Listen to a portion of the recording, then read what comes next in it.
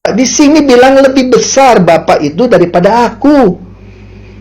Jadi beliau adalah seorang pendeta yang ngakunya Kristen tapi mengatakan bahwa Yesus itu lebih rendah daripada Bapa. Mari kita kupas argumentasinya satu persatu. Yang pertama, beliau menggunakan Yohanes 10 ayat 29, di mana Yesus berkata Bapa lebih besar daripada siapapun. Sehingga perkataan Yesus dalam ayat 30-nya yang berkata aku dan Bapa adalah satu, itu tidak menunjukkan kesetaraan hakikatnya atau kesatuan hakikatnya dengan Sang Bapa, melainkan kesatuan dalam pengembalaannya saja. Pertanyaan saya, mungkinkah yang tidak sehakikat itu memiliki otoritas yang sama dalam hal pengembalaan? Itu seperti apakah manusia dan kucing itu memiliki otoritas yang sama? Tentu tidak. Kenapa? Karena manusia dan kucing itu memiliki hakikat atau jenis yang berbeda. Lalu kalau memang Yesus dan Bapa itu tidak sehakikat atau ada yang lebih tinggi, ada yang lebih rendah, mungkinkah Bapa itu menyerahkan kepenguasaan atas surga dan bumi kepada Kristus di dalam Matius 28 ayat 18? Mikir dong.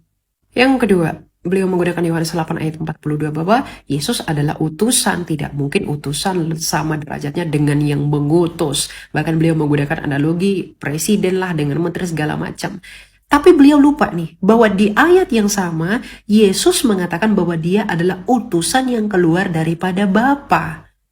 Yesus adalah firman Allah yang kekal di dalam diri Allah, Sang Bapa.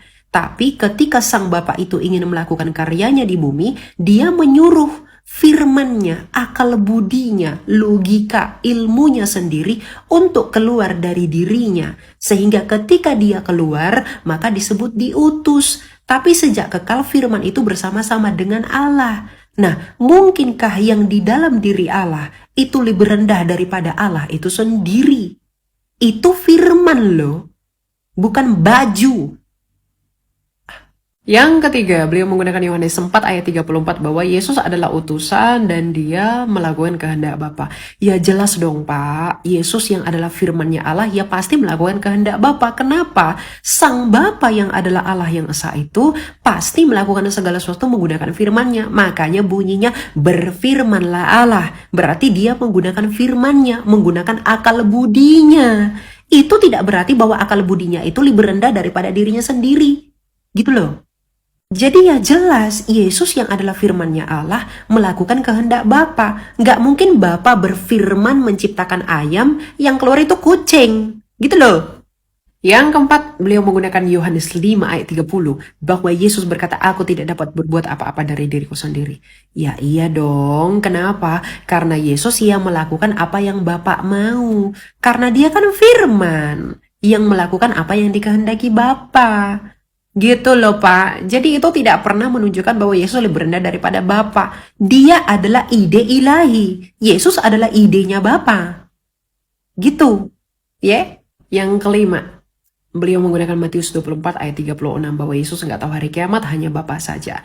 Yesus pada saat itu sedang menggunakan perumpamaan orang Yahudi bahwa ketika ada anak laki-laki menjumpai anak perempuan, maka anak perempuan ini akan bilang, kapan kamu datang lagi? Nah, anak laki-laki ini akan mengatakan bahwa aku nggak tahu, Bapakku yang tahu.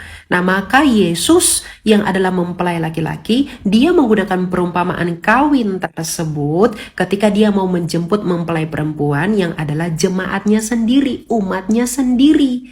Jadi itu tidak menunjukkan bahwa Yesus tidak tahu kapan datangnya hari kiamat. Bahkan di dalam Wahyu Yesus mengatakan, aku datang segera. Gitu loh Pak. Ya, jadi jangan bandel, oke? Lagi pula ketika Yesus berkata seperti itu, apakah ada murid-murid yang mengatakan, berarti kamu tidak tahu segala sesuatu dong Yesus? Kan tidak ada, karena memang Yesus pada saat itu berbicara dalam pola pikir dan budaya orang Yahudi. Jadi para murid itu mengerti tanpa bertanya bahwa itu tidak merujuk kepada ketidakmengetahuan Kristus.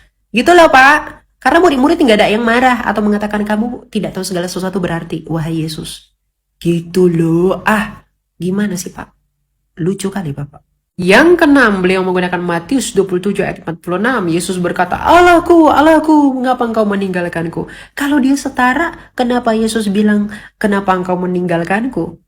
Wow, gimana toh Pak? Coba Bapak baca dalam Mazmur 22. Itu adalah ayelet hasyakar atau nyanyian rusa betina di kala fajar, bahwa nanti Mesias yang akan datang akan mengucapkan itu.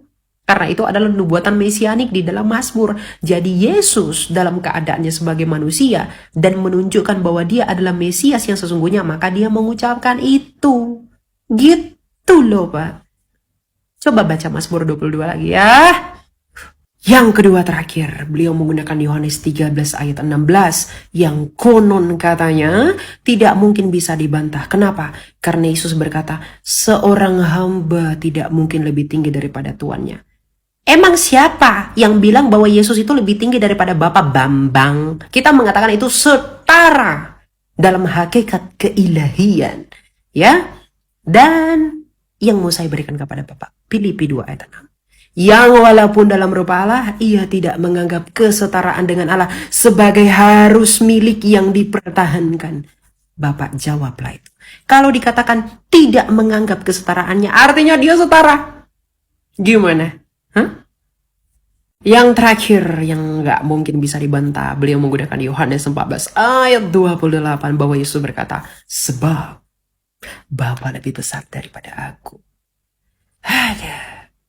Yesus berkata bahwa Bapa lebih besar daripada aku karena yang menjadi manusia itu bukan Bapa tetapi firman. Filipi 2 ayat 6. Bahwa Yesus yang adalah firmannya Bapa, dia tidak menganggap kesetaraan dengan Bapa sehingga dia menjadi manusia.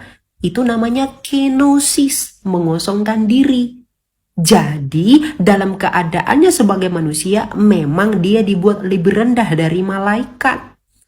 Untuk apa? Untuk keselamatan manusia. Tapi sejak mulanya dia bersama-sama dengan Allah dan dia sehakikat dengan Allah. Gitu loh Pak. Jadi dia dibuat lebih rendah. Itu bukan dari sejak kekekalan, tetapi ketika menjadi manusia.